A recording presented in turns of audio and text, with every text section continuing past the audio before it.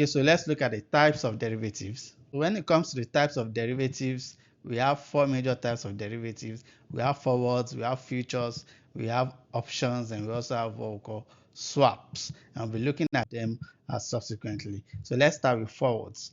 Forwards is a contract, a private agreement that is over the counter between the buyer and seller, customized to their specific needs rather than being traded on an exchange. So when two or more buyers come together to make an agreement for a particular purpose, as long as it is a private agreement and it is not on an exchange, then it meets the definition of a forward contract once it checks the boxes of meeting the definition of a derivative. I take cognizance of the fact that the V, which means value, the I, which means initial investment, and the F, which means future settlement, must be present in the transaction before we can say this forward contract is actually a derivative. Okay, so let's look at an illustration here. It says, let's say you and your friend are planning a picnic in 2 weeks and you want to have a basket of vegetables. However, you are worried that the vegetable prices might go up by then. So you make a forward contract with a local farmer. You agree to buy a basket of vegetables from a farmer at a set price in 2 weeks. This way you secure the fruits at a fixed price even if the market prices go higher. So what I'm saying in essence here is that you've entered into an agreement with a farmer to say that the vegetables you want to buy in the future, you want to make sure that you peg the price so that if the prices increases in the future, you don't have to pay that amount. You are only required to pay the set price that you have agreed with the farmer. And so that's how a forward contract works. But when it comes to futures, which is the next one, a futures contract is a publicly traded instrument on a regulated exchange between two parties to buy or sell an asset at a future date and price. So in this case, it is not a private agreement, it's a public agreement, more like an exchange. It's just like buying shares on a stock exchange. Yeah, so it's a publicly traded agreement. That's what makes it different from a forward contract. Forward contracts are not really much different from futures, but the major thing is that futures are not customized, rather they are standardized. I mean, the terms of the futures actually align with the exchange requirements. Yeah, but when it comes to a forward contract, you guys have the templates of exactly what you want and you're able to get that. But for a futures contract, you get what you are given. Okay, so that's the major difference between the two. All other areas in terms of the terms and conditions, the major specific items between the two are not different. So let's look at this. It says, let's say you're a chocolate maker and you need a steady supply of cocoa beans to make your chocolate. However, the price of cocoa beans changes a lot and you want to manage that risk. You can enter into a forward contract on a commodities exchange. You agree to buy a certain amount of cocoa beans at a specified price for delivery in 3 months. This way, you lock in the price and ensure a stable supply of cocoa beans for your chocolate making business. And so that's pretty much it. Then the next one is an option. So an option is a derivative that grants the holder the right but not the obligation to buy or sell an underlying asset. So when you see an option, I mean option, it's quite straightforward in terms of the word itself.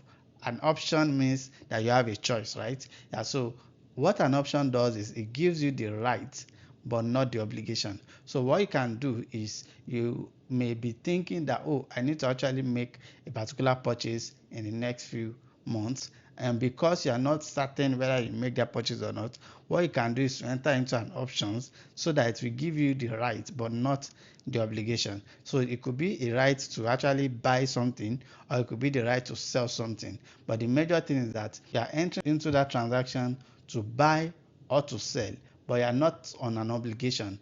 If it were to be a forward or a futures, once you have entered into the agreement, you have signed, you have completed the papers, you are bound by the terms of the agreement. But for options, you are not obliged to complete the agreement. So if you discover that the prices during the time when you are supposed to settle does not favor you, you can just say that, oh, I'm not doing this any longer. Yeah, so that's why when it comes to options, the premium you pay for an option is always higher than the premium you pay for a forward or a futures contract, because of the fact that you have the opportunity or the choice not to go ahead with the agreement. Yeah, so that's it about an option. Now, when it comes to call or put, if you are making a call to buy something, it is a call option. A call option is to buy. And I always use this example of wanting to order something online. So when you put a call through to them to say, oh, I need you to deliver so and so for me, you are actually making a purchase, you are buying. So a call is to buy, while a put is to sell. That is, you are putting it to them to sell to them. Now let's look at an example on options. It says, let's say you have a large family that consumes a lot of apples. You are not sure if the apple prices will go up or down in the market, so you decide to buy a call option from a farmer for the apple. This option gives you the choice to buy your apples from the farmer at a set price within a certain period. If the market price for apple goes up, you might exercise the option and buy your apples at the agreed price, allowing you to make a profit because the price of apples is now high. And so that's pretty much how it works. When it comes to an option, you have the choice to either buy or not to buy. You can buy when it favors you, and you can say no, you are not making the purchase when it does not favor you. And so heading up to swaps, a swap is a derivative contract where two parties agree to exchange cash flows or financial instruments to take advantage of differences in interest rates or currency. Now, an example which is a popular one is when it comes to interest rates that are variable and that are fixed. So for example, you've taken a variable interest rate and you discover that there's a high chance that in the nearest few weeks, days or months, the interest rate will increase drastically. So what you can do is to actually enter into a swap, especially when you're able to identify those that actually need a variable interest rate. So you enter into that transaction to say, look, I will give you my variable interest rate, you will give me your fixed interest rate. And so the payment will be that the other party will be paying you payments that has to do with variable interest rates, while you will be paying a fixed interest rate.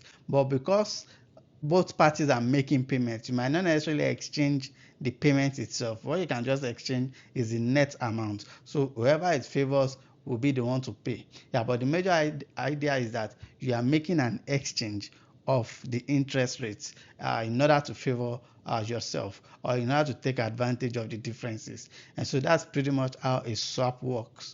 A swap is also a derivative contract, and oftentimes it looks like a forward contract, because each time when you make that exchange, it's more like a forward contract, and that's why swaps are generally referred to as a series of forward contracts. So let's look at an example here. It says, let's say you borrowed money from a bank and they have a loan with a variable interest rate. However, you are concerned that the interest rates might increase, making it difficult for you to pay back the loan. You can enter into an interest rate swap with another party. In this swap, you agree to exchange your variable interest payments for their fixed interest payment.